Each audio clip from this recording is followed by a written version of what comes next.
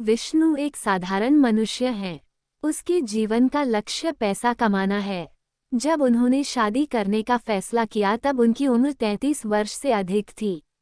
एक दिन उसने सौम्या नाम की एक खूबसूरत लड़की को देखा और महसूस किया कि उसकी मुस्कुराहट में उसका अकेलापन गायब हो गया। उसने उससे शादी की, लेकिन उसका दिल अभी भी पैसे के भविष्य के बारे में सोच रहा था। पहली रात जब सौम्या कमरे में दाखिल हुई तो उसकी आंखों में आशा और भय का मिश्रण दिखाई दे रहा था। हालांकि विष्णु का मन पूरी तरह से उसका आनंद नहीं ले सका। हमेशा पैसों की जिम्मेदारियों के बारे में सोचने की आदत, इससे उनकी रोमांटिक भावनाएं अवरुद्ध हो गईं। चाहे उन्होंने कितनी भी कोशिश की हो, उस रात उनके बीच शारीरिक अंतरंगता शुरू नहीं हुई। ये कार्य तभी संभव है जब विष्णु निराश होकर गिर पड़े। सौम्या ने कहा, एक बार कोशिश करो। लेकिन उनकी आवाज में दृढ़ विश्वास की बजाय निराशा अधिक थी। सौम्या ने कोशिश की, लेकिन कोई नतीजा नहीं निकला। उसकी आंखों में आंसू भर आए। मेरा जीवन बर्बाद हो गया, वो फूट फूट कर रोई। उस चीख में एक युवती की उम्मीदें, शर्म और डर एक हो गए। उसकी पीड़ा देखकर विष्णु का हृदय भारी हो गया। जल्दी क्यों है, सौम्या? मैं अपना सर्वश्रेष्ठ प्रयास कर रहा हूँ, है ना? उन्होंने कहा, चिंता मत करो। लेकिन उसकी बातों में कोई भरोसा नहीं था। अगर मुझे इतना खूबसूरत देखकर भी तुम उत्साहित नहीं हो, तो क्या मैं तुम्हें बोर कर रही हूँ? सौम्या ने अपने दिल में छिपे दर्द को उजागर किया। उन शब्दों ने विष्णु को भावुक कर दिया। उसने चमेली के फूलों को बिस्तर पर फर्श पर फेंक दिया और कहा, इन फूलों को पी लो। उस समय सौम्या को कुछ करने की आवश्यकता महसूस हो रही थी और वह धीरे धीरे फूल तोड़ रही थी। उसकी झुकी हुई मुद्रा और आंखों में आंसू देखकर विष्णु अंदर से द्रवित हो गए। उस क्षण उसके भीतर एक ऐसा उत्साह उमड़ पड़ा जिसे उसने पहले कभी अनुभव नहीं किया था। इसलिए उन्होंने एक दूसरे को गले लगा लिया। लेकिन उस पल ने सौम्या के दिल में उसकी खुशी से ज्यादा घाव को छू लिया। ओह, तुम कोई साधारण व्यक्ति नहीं हो, विष्णु, सौम्या ने कहा। लेकिन उसकी मुस्कुराहट में एक उदासी छिपी थी। विष्णु ने कहा कि सृष्टि का उद्देश्य यही है कि मनुष्य अपनी इच्छानुसार कार्य करे। लेकिन उसके मन में ये संदेह घर करने लगा कि शायद वो उसके साथ न्याय नहीं कर पाएगा। कुछ वर्षों के बाद सौम्या गर्भवती हो गई। कुछ महीनों के बाद उन्होंने एक सुंदर बच्ची, राधिका को जन्म दिया। लेकिन विष्णु का जीवन पुनः पुरानी राह पर चल पड़ा। उसकी शारीरिक क्षमता कम हो गई है। सौम्या के साथ उसका रिश्ता कमजोर हो गया। एक युवा महिला की इच्छाएं अभी भी उसके दिल में जीवित हैं। मेरा जीवन जंगल में चांदनी बन गया है।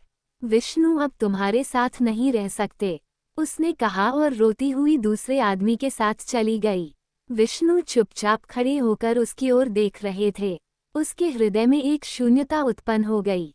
विष्णु ने दूसरी शादी करने का निर्णय लिया। धनवान व्यक्ति होने के कारण उसने शीघ्र ही ललिता नामक एक सुंदर युवती से विवाह कर लिया। ललिता सौम्या से अधिक आकर्षक थी और उसकी आंखों में आशा की किरण थी। लेकिन पहली रात जब ललिता कमरे में दाखिल हुई तो विष्णु कुछ गोलियां ले रहा था। उसने आश्चर्य से पूछा, क्या आपको उच्च रक्तचाप या शुगर है? विष्णु ने एक क्षण के लिए उसकी आंखों में देखा और कहा, एक मिनट रुको, तुम्हें पता चल जाएगा। लेकिन उसकी आवाज में एक डर छिपा था। उसके बगल में रेडियो पर ले लेना राजा गाना बज रहा था। लेकिन विष्णु के शरीर ने कोई प्रतिक्रिया नहीं दी। ललिता एक कोने में घुटनों पर सिर रखकर बैठी रही और सारी रात रोती रही। उसकी चीखें एक युवा महिला के सपनों और निराशा से भरी थीं। जब विष्णु ने उसे देखा तो उन्होंने अपने हृदय का दर्द छुपा लिया। लेकिन वो कुछ नहीं कर सका। एक दिन भगवान विष्णु ने अपनी पुत्री राधिका का विवाह अर्जुन नामक एक बलवान युवक से कर दिया। वह दिन उनकी पहली रात थी। कमरा फूलों से खूबसूरती से सजाया गया था। अगले कमरे में विष्णु खर्राटे लेते हुए सो रहा था। ललिता का उनींदा मन बेचैन हो उठा। वह दरवाजे के पास गई और सुनने लगी। अर्जुन का क्रोध और राधिका की कराह ने उसके हृदय को द्रवित कर दिया। जब तेज चीख सुनाई दी तो ललिता उस आवाज को सहन नहीं कर सकी और कमरे में चली गई। हर कोई खुश था। ललिता ने अपने मन का दुख अपने दिल में छिपाते हुए कहा कि इस तरह तो मेरी जिंदगी बर्बाद हो गई। मेरे पिता ने पैसों के लिए मुझे इस बूढ़े आदमी को दे दिया। उसने आंसू बहाते हुए सोचा। दर्द ने उसे अंदर तक तोड़ दिया। कई वर्षों बाद एक बरसात की रात विष्णु का निधन हो गया। अर्जुन ने उनका अंतिम संस्कार किया। ललिता को विष्णु की सारी संपत्ति मिल गई, लेकिन उसका मन खाली रह गया। विष्णु ने लिखा कि जब तक राधिका जीवित रहेंगी तब तक वह संपत्ति का आनंद लेंगे, उसके बाद ये राधिका को मिल जाएगी। एक दिन राधिका और अर्जुन ललिता के घर आए। राधिका ने पूछा, आप ठीक हैं आंटी? ललिता ने कहा, सुबह तो मैं ठीक थी, लेकिन शाम तक मेरा मन भारी हो गया। उसकी आवाज में चिंता का भाव था। उस रात ललिता पड़ोस की लड़की की शादी के लिए तैयार होने गई थी। वहां केवल राधिका, अर्जुन और ललिता ही थे।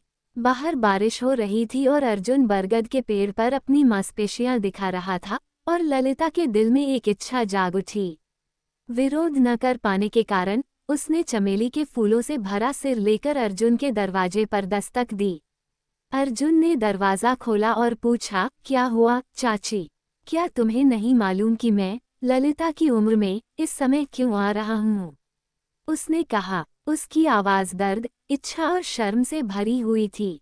अर्जुन ने एक क्षण के लिए उसकी आंखों में देखा और समझ गया। तुम्हें भूख लगी है न?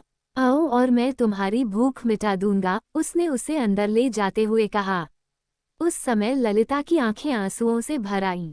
उसके हृदय में छिपी इच्छाएं अचानक उभर आईं। बस अर्जुन, बस, वह चिल्लाए। लेकिन उसकी चीख में खुशी से ज्यादा दर्द था। अचानक ललिता ने अपनी आंखें खोलीं। ये सब एक सपना है। उसका दिल भारी था। अर्जुन के कमरे के दरवाजे पर फिर दस्तक हुई। अर्जुन ने पूछा, तुम्हारी मौसी इस समय क्या कर रही हैं? ललिता ने शर्माते हुए कहा। वो खड़ी होकर अपनी उंगलियों से जमीन पर थपथपाने लगी।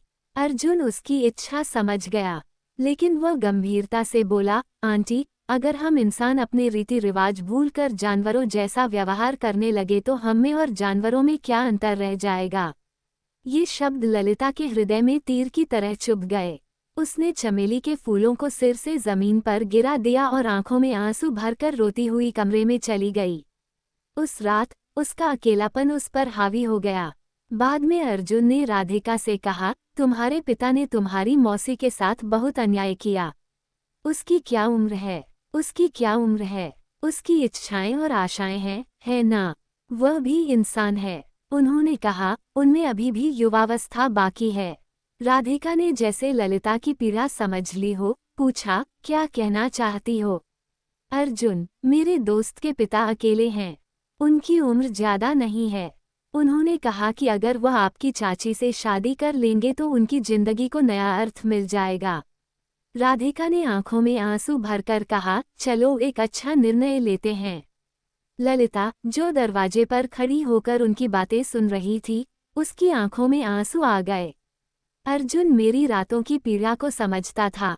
उसने मन ही मन सोचा कि वह सचमुच अच्छा है। उस क्षण उसका अकेलापन थोड़ा कम हो गया। एक दिन एक साधारण पंजीकृत विवाह संपन्न हुआ। ललिता के लिए एक नया जीवन शुरू हुआ। वह रात उसकी पहली रात थी। उसके दिल में छिपी इच्छाएं और उम्मीदें पूरी हो गईं। उसकी आंखों में आंसू और हंसी दोनों मिल गए, एक नई शुरुआत की खुशी के साथ।